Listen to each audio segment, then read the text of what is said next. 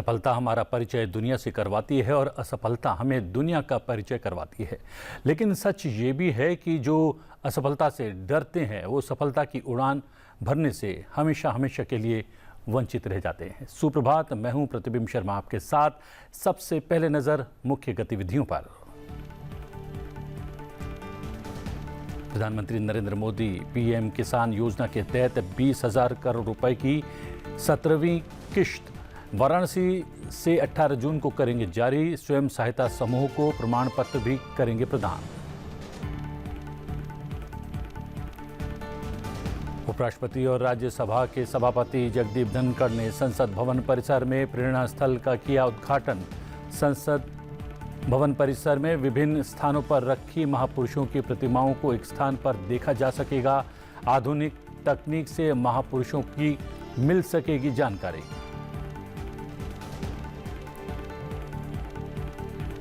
केंद्रीय गृह एवं सहकारिता मंत्री अमित शाह ने जम्मू और कश्मीर में सुरक्षा परिदृश्य की समीक्षा के लिए नई दिल्ली में एक उच्च स्तरीय बैठक की अध्यक्षता की। अमरनाथ यात्रा की सुरक्षा का भी उन्होंने लिया जायजा। विधि एवं न्याय राज्य मंत्री स्वतंत्र प्रभार अर्जुन राम मेघवाल की घोषणा।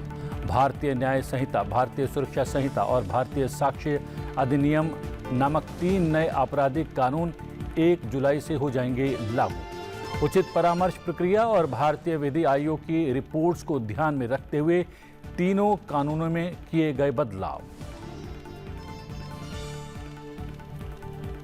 विश्व के सबसे ऊंचे रेल पुल चिनाव पर दौड़ी पहली ट्रायल ट्रेन। पेरिस के एफिल टावर से भी ऊंचा है चिनाब रेल पुल। 20 जून से अब लगातार दौड़ेंगी यहां रेलगाड़ियां।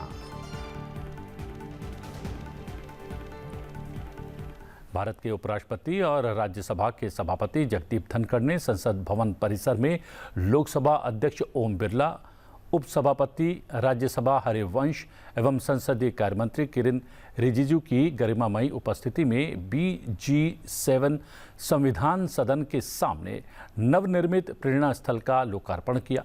कार्यक्रम में राज्यसभा और लोकसभा के माननीय सदस्य भी उपस्थित रहे। लोकार्पण कार्यक्रम के दौरान शिलापट के अनावरण के पश्चात गणमान्य जनों ने प्रेरणा स्थल में स्थापित प्रतिमाओं पर पुष्पांजलि अर्पित की। संसद भवन परिसर के अंदर 15 महापुरुषों और महान स्वतंत्रता सेनानियों की प्रतिमाएं स्थापित हैं और उनका देश के इतिहास, संस्कृति और स्वतंत्रता संग्राम में महत्वपूर्ण योगदान रहा है। ये प्रतिमाएं संसद भवन परिसर में अलग अलग स्थानों पर स्थित थीं, जिससे आगंतुकों को इनके दर्शन करने में कठिनाई होती थी। सामान्य रूप से आगंतुकों को पता भी नहीं होता था कि संसद भवन परिसर में किन किन महापुरुषों की प्रतिमाएं कहां-कहां स्थापित हैं। प्रेरणा स्थल के निर्माण का मुख्य उद्देश्य ये है कि संसद भवन परिसर में स्थापित इन प्रतिमाओं को एक स्थान पर एक सुंदर और मनोरम वाटिका में स्थापित किया जाए। इसीलिए ये निर्णय किया गया कि संसद परिसर में आगंतुकों के लिए निर्दिष्ट भ्रमण स्थल का निर्माण हो। यहाँ आने वाले आगंतुक आएं और एक ही स्थान पर हमारे महापुरुषों का दर्शन करें और उनको श्रद्धा सुमन अर्पित करें। संसद भवन परिसर के कायाकल्प की व्यापक योजना में उद्यानों और जल निकायों के साथ एक हरित पट्टी में बदलना, भारत की वनस्पतियों की समृद्ध विविधता और स्वदेशी और मौसमी पौधों को लगाना शामिल है। इसके अतिरिक्त पर्यावरण अनुकूल प्रथाओं को बढ़ावा देने के लिए सांसदों को गेट से संसद भवन तक ले जाने के लिए बैटरी चालित वाहनों की शुरुआत की जा रही है।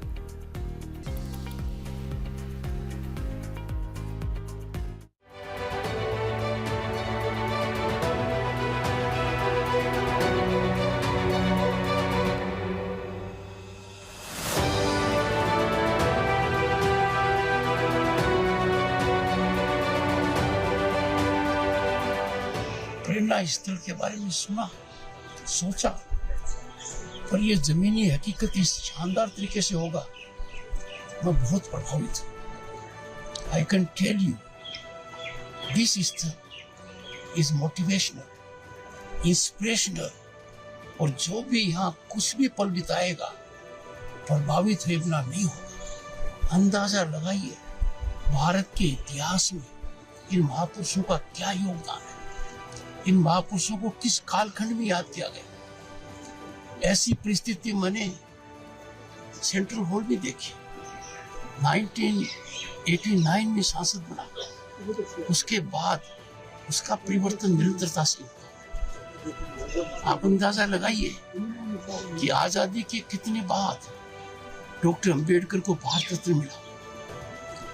मुझे गौरव प्राप्त है कि उस समय मैं केंद्रीय मंत्री परिषद का सदस्य था, लोकसभा का सदस्य था। हमारे महापुरुषों की जितनी कदर हम करें वो कम है। आज का दिन उसी कड़ी के अंदर प्रेरणादायक भी है, सदा यादगार भी है। मेरे जीवन का ये वो पल है जिसकी मैंने कभी कल्पना नहीं की कि मुझे ये मौका मिलेगा कि मैं इस तरीके से उन महापुरुषों का आदर कर सकूं।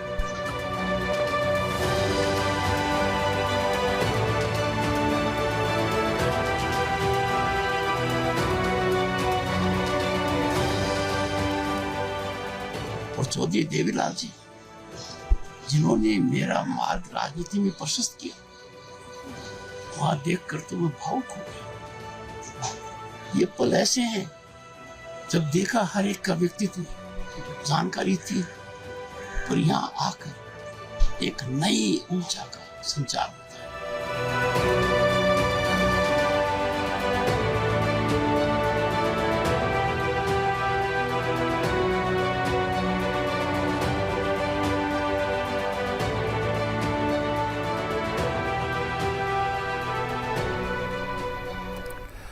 प्रधानमंत्री नरेंद्र मोदी पीएम किसान योजना के तहत 20,000 करोड़ रुपए की 17वीं किश्त वाराणसी से 18 जून को जारी करेंगे।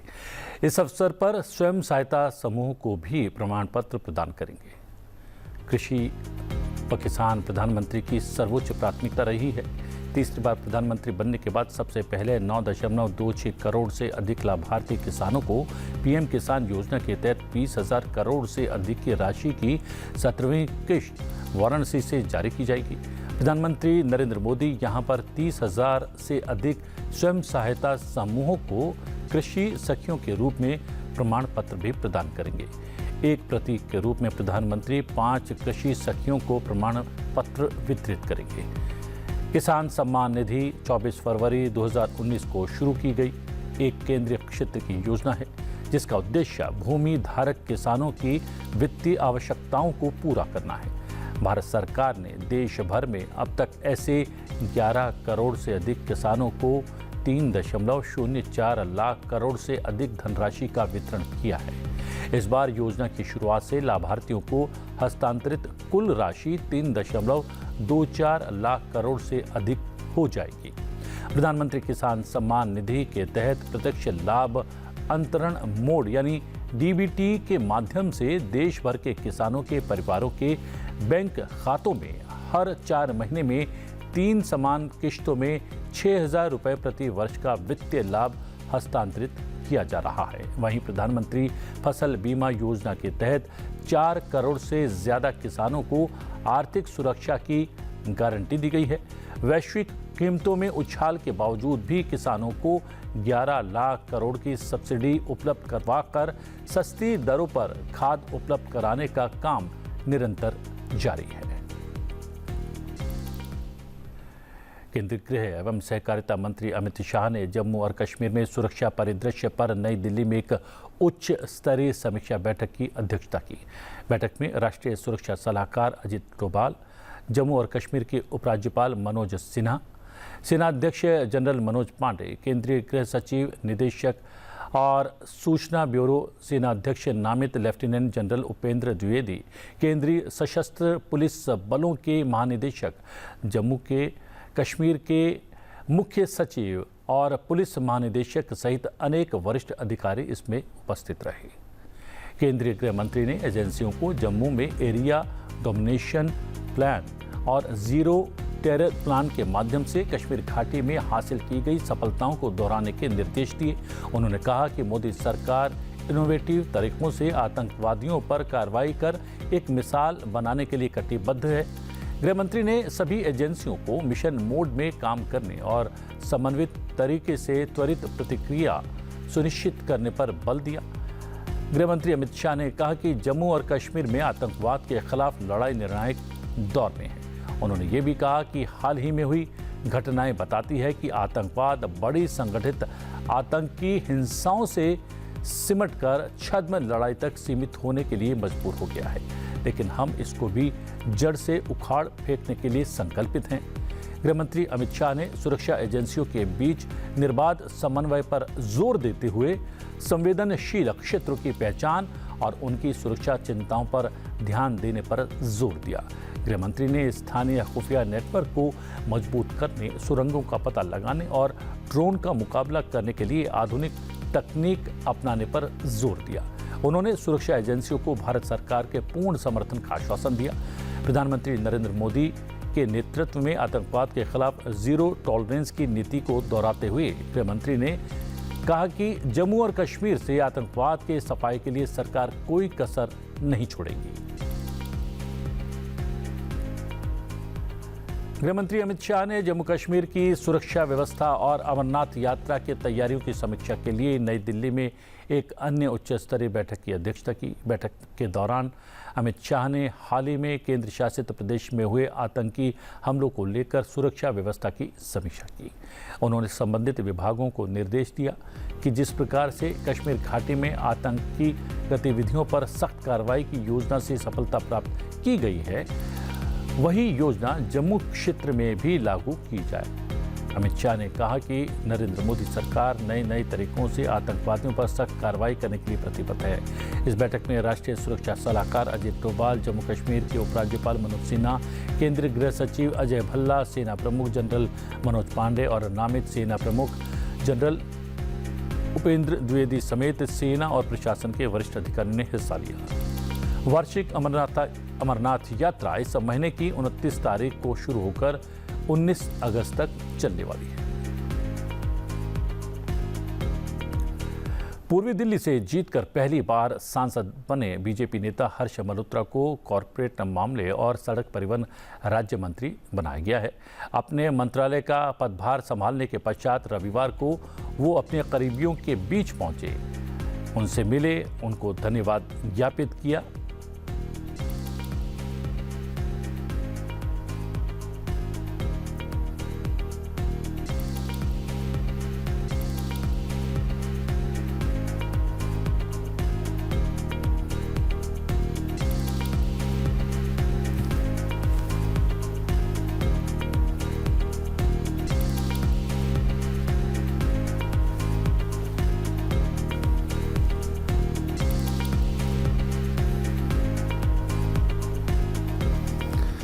विधि एवं न्याय राज्य मंत्री स्वतंत्र प्रभार अर्जुन राम मेघवाल ने बताया कि भारतीय न्याय संहिता, भारतीय सुरक्षा संहिता और भारतीय साक्ष्य अधिनियम नामक 3 नए आपराधिक कानून 1 जुलाई 2024 से लागू हो जाएंगे। मेघवाल ने यह भी कहा कि आईपीसी, सीआरपीसी और भारतीय साक्ष्य अधिनियम में बदलाव हो रहे हैं। उचित परामर्श प्रक्रिया और भारतीय विधि आयोग की रिपोर्ट्स को ध्यान में रखते हुए तीनों कानूनों में बदलाव किए गए हैं। कानून मंत्री अर्जुन राम मेघवाल ने यह भी कहा कि ये तीनों कानून 1 जुलाई से भारतीय न्याय संहिता, भारतीय सुरक्षा संहिता और भारतीय साक्ष्य अधिनियम के नाम से लागू हो जाएंगे। उन्होंने ये भी कहा कि इन तीनों नए कानूनों के लिए प्रशिक्षण सुविधाएं सभी राज्यों में प्रदान की जा रही हैं। उन्होंने इस बात पर प्रकाश डाला कि पुलिस अनुसंधान एवं विकास ब्यूरो इसके लिए प्रशिक्षण प्रदान कर रहा है। उन्होंने कहा कि हमारे न्यायिक अकादमियों और राष्ट्रीय विधि विश्वविद्यालय भी इसके लिए प्रशिक्षण दे रहे हैं। उल्लेखनीय है कि भारतीय नागरिक सुरक्षा संहिता के तहत अपराध की प्रकृति के आधार पर सामान्य आपराधिक कानूनों के तहत पुलिस हिरासत की अवधि 15 दिन से बढ़कर 90 दिन कर दी गई है। भारतीय न्याय संहिता में आईपीसी में 511 धाराओं के बजाय 358 धाराएं होंगी। विधेयक में कुल 20 नए अपराध जोड़े गए हैं और उनमें से 33 के लिए कारावास की सजा बढ़ा दी गई है। 83 अपराधों में जुर्माने की राशि बढ़ा दी गई है और 23 अपराधों में अनिवार्य न्यूनतम सजा की शुरुआत की गई है। 6 अपराधों के लिए सामुदायिक सेवा का दंड पेश किया गया है तथा विधेयक से 19 धाराओं को निरसित या हटाया गया है। भारतीय नागरिक सुरक्षा संहिता में CRPC की 484 धाराओं के बजाय अब 531 धाराएं होंगी। विधेयक में कुल 177 प्रावधानों में बदलाव किए गए हैं। इनमें से 9 नई धाराओं के साथ साथ 39 नई उपधाराएं जोड़ी गई हैं। मसौदा अधिनियम में 44 नए प्रावधान और स्पष्टीकरण जोड़े गए हैं। 35 धाराओं में समय सीमा जोड़ी गई है और 35 स्थानों पर ऑडियो वीडियो प्रावधान भी जोड़े गए हैं। कुल 14 धाराओं को निरस्त कर विधेयक से हटाया गया है। वहीं भारतीय साक्ष्य अधिनियम में मूल 167 प्रावधानों के बजाय कुल 170 प्रावधान होंगे और कुल 24 प्रावधानों में बदलाव किया गया है। विधेयक में 2 नए प्रावधान और 6 उप प्रावधान जोड़े गए हैं तथा 6 प्रावधानों को निरस्त किया गया है या फिर हटा दिया गया है।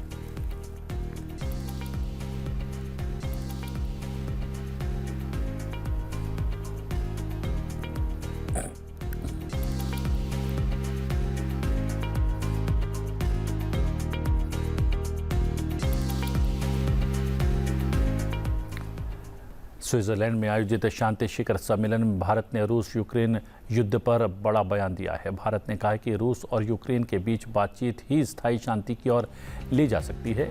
एक शीर्ष भारतीय राजनयिक ने शांति शिखर सम्मेलन में ये बात कही। शिखर सम्मेलन को संबोधित करते हुए विदेश मंत्रालय में सचिव पश्चिम पवन कुमार ने संघर्ष पर भारत के रुख पर जोर देते हुए कहा, हमारे विचार में केवल वे विकल्प ही स्थायी शांति की ओर ले जा सकते हैं जो दोनों पक्षों को स्वीकार्य हो। इस दृष्टिकोण के अनुरूप हमने इस शिखर सम्मेलन से निकलने वाले संयुक्त विज्ञप्ति या किसी अन्य दस्तावेज से जुड़ने से बचने का फैसला किया है। सम्मेलन में भारत की उपस्थिति के बारे में बताते हुए श्री कपूर ने कहा कि हम यूक्रेन में स्थायी शांति प्राप्त करने के लिए सभी गंभीर प्रयासों में योगदान देने के लिए सभी हितधारकों के साथ साथ संघर्ष के दोनों पक्षों के साथ बातचीत जारी रखेंगे। We deem it important to join this gathering that seeks to explore the way forward to a negotiated settlement of a very complex and pressing issue. India shares the global concern over the situation in Ukraine and supports any collective desire to facilitate a peaceful resolution of the conflict. India's participation in the Summit on Peace in Ukraine, as well as in the preceding NSA political director level meetings based on Ukraine's peace formula, is in line with our clear and consistent approach that enduring peace can be achieved only through dialogue and diplomacy. भारतीय वायुसेना ने Singapore, United Kingdom, Netherlands, Germany और America की वायुसेनाओं के साथ Alaska में हवाई युद्ध प्रशिक्षण अभ्यास रेड फ्लैग में हिस्सा लिया। अभ्यास का ये दूसरा संस्करण था जिसे अमेरिकी वायुसेना वर्ष में 4 बार आयोजित करती है। चुनौतीपूर्ण मौसम और लगभग 0 से नीचे के तापमान के बावजूद भारतीय वायुसेना ने पूरे अभ्यास के दौरान 100 से अधिक उड़ानें भरकर सभी निर्धारित मिशन पूरे की। भारतीय वायुसेना की एक टुकड़ी ने राफेल विमान और कर्मियों के साथ भाग लिया, जिसमें एयर क्रू, तकनीशियन, इंजीनियर, नियंत्रक और विषय विशेषज्ञ शामिल थे। भारत की एक टुकड़ी 29 मई को अलास्का में USAF बेस एल्सन पर उतरी थी। राफेल लड़ाकू विमान को IL-78 air to air refueller से सक्षम किया गया था, जबकि कर्मियों और उपकरणों को परिवहन विमान C-17 ग्लोब मास्टर से ले जाया गया था। ये पहली बार था जब भारत के राफेल विमानों ने सिंगापुर और अमेरिकी विमान F-16, F-15 और A-10 के साथ अभ्यास रेड फ्लैग में हिस्सा लिया था। देश के कई राज्यों में भीषण गर्मी का दौर लगातार जारी है। दिल्ली, यूपी, बिहार, हरियाणा, पंजाब समेत उत्तर पश्चिम भारत के करीब 1 दर्जन भर राज्य भीषण गर्मी और लू से बेहाल हैं और फिलहाल उन्हें कोई खास राहत मिलती दिखाई नहीं दे रही है। दिल्ली में रविवार को पारा 44.9 डिग्री सेल्सियस दर्ज किया गया। न्यूनतम तापमान 33.2 डिग्री सेल्सियस दर्ज किया गया, जो इस मौसम के औसत से 6 डिग्री अधिक है। वहीं यूपी के अधिकांश हिस्सों में अधिकतम तापमान 45 डिग्री के पार रहा। मौसम विभाग का अनुमान है कि 2 दिन बाद हल्की फुल्की बारिश से इन राज्यों को थोड़ी राहत मिल सकती है। पंजाब में भीषण लू की स्थिति रविवार को भी जारी रही और समराला और नूह में तापमान 47.2 डिग्री और 46.6 डिग्री सेल्सियस दर्ज किया गया। मौसम कार्यालय ने कहा कि प्रचंड गर्मी ने दोनों राज्यों की साझा राजधानी चंडीगढ़ को भी प्रभावित किया है, जहां अधिकतम तापमान 44.4 डिग्री सेल्सियस दर्ज किया गया। बिहार में भी लू का कहर जारी है। भीषण गर्मी ने लोगों को बेहाल कर रखा है। राजधानी पटना समेत राज्य के सभी जिलों में लोग उमस से परेशान हैं और लोगों को यहां बारिश का इंतजार है। पहले ट्रेन ने दुनिया के सबसे ऊंची रेलवे ब्रिज चिनाब को पार कर लिया है। अब जम्मू कश्मीर में बने दुनिया के सबसे ऊंचे रेलवे पुल चिनाब रेल ब्रिज पर जल्द ही ट्रेन दौड़ती नजर आएगी। चिनाब नदी से लगभग 359 मीटर ऊपर बना ये पुल दुनिया का सबसे ऊंचा रेल पुल है। चिनाब ब्रिज को पार करने सहित संगलदान से रियासी तक पहली ट्रेन सफलतापूर्वक चली। चिनाब ब्रिज पेरिस के एफिल टावर से भी ऊंचा है। एफिल टावर की ऊंचाई 330 मीटर है, जबकि 1.3 किलोमीटर लंबे इस ब्रिज को चिनाब नदी पर 359 मीटर की ऊंचाई पर बनाया गया है। इस ब्रिज का निर्माण उधमपुर श्रीनगर बारामूला रेल लिंक परियोजना के तहत किया गया है। ट्रेन 7 स्टेशन से होकर बारामूला पहुंचेगी। इसका मकसद घाटी के लोगों के आने जाने को आसान बनाना। संगलदान से रियासी रूट पर इलेक्ट्रिक इंजन के सफल परीक्षण के बाद इस रूट पर पहली ट्रेन 30 जून को ऑपरेट करने वाली है। 18वें मुंबई अंतर्राष्ट्रीय फिल्म महोत्सव का आगाज यानी कि शुभारंभ हो चुका है। 21 जून तक चलने वाले महोत्सव में इस बार 38 देशों से 65 भाषाओं में 1000 से अधिक फिल्मों की रिकॉर्ड प्रविष्टियां हासिल हुई है। इस बार महोत्सव की फिल्मों का प्रदर्शन मुंबई के अलावा दिल्ली, कोलकाता, चेन्नई और पुणे में भी किया जाएगा। विकसित राष्ट्र के लिए विचारों और साझी प्रतिबद्धता को बढ़ावा देने के लिए मुंबई अंतर्राष्ट्रीय फिल्म महोत्सव के 18वें संस्करण में इस वर्ष की विशेष थीम अमृतकाल में भारत के अंतर्गत 6 चुनिंदा फिल्मों का गुलदस्ता पेश किया जाएगा। प्रदर्शित की जाने वाली 6 असाधारण फिल्में भारत की प्रगति, विकास और समृद्धि को दर्शाएंगी।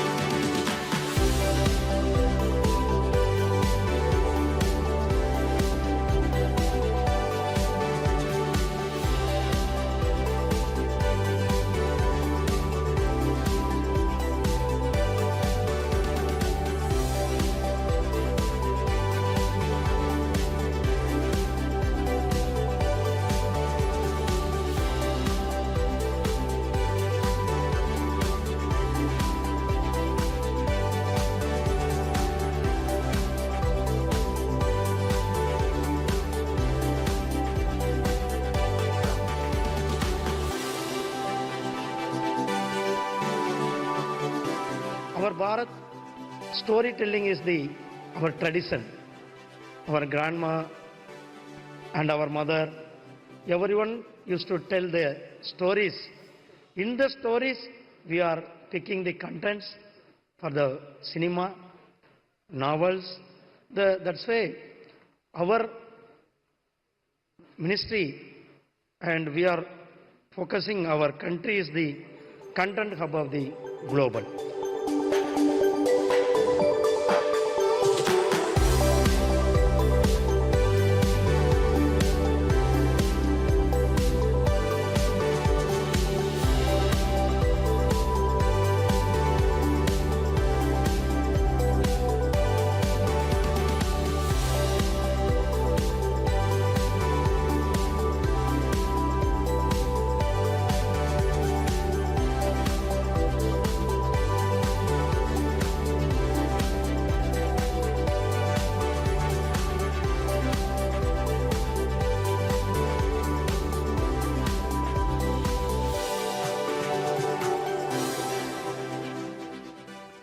and all my well-wishers.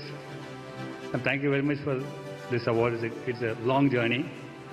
And finally, I dedicate this award to my parents and to my family who supported me all the way. Thank you very much.